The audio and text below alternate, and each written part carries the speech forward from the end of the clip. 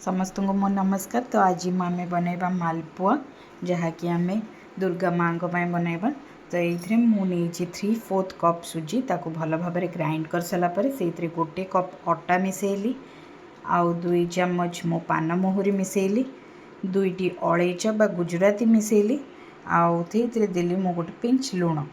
एबे आकु आम dry grind करदे।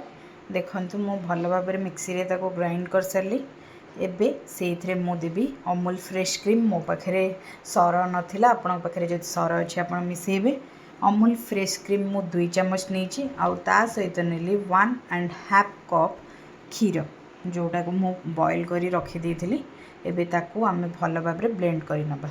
तो देखंतु एठी पूरा भल भाव सब जिनस मिक्स हो जाइए आउ कंसिस्टेंसी पूरा परफेक्ट अच्छे। आठू पतला आ मत दरकार भी नहीं। ताकू मु गोटे कंसारे काढ़ी रखीदेवी पाखापाखि 15 मिनिट्स पर्यंत ताकू छाड़ीदेवे। नेक्स्ट आम गोटे कड़ाई रे 1 कप चीनी सहित 1 रु अधिक कप पानी देछि से किछि अलैच दे ताकू भल भाव मिसई नेबे। एठी चीनी सीरा आम गोटे तार वाला सीरा करबानी।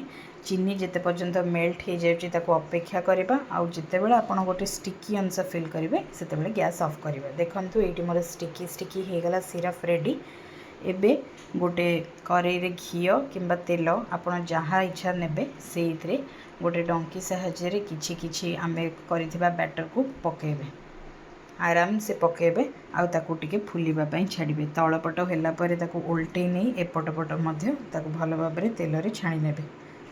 एठी मो मालपुआ बहुत टिके फुला फुला हबो मु सेटा ही बहुत भल पाए।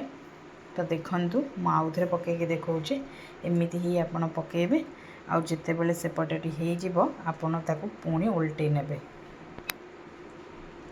एही परि भाबरे आमे सबु मालपुआ एथरे करि नबा।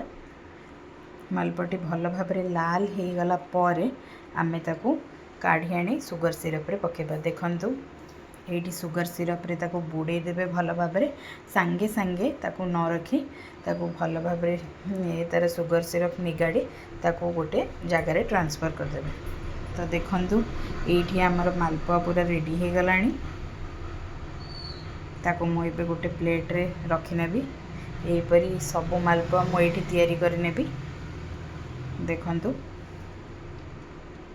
मालपुआ पूरा गोल्डन ब्राउन होगा पर्यंत ताकू छाणीबे।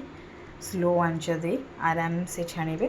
आपण घी रे जदी करिबे बहुत ही टेस्टी लगी थाए।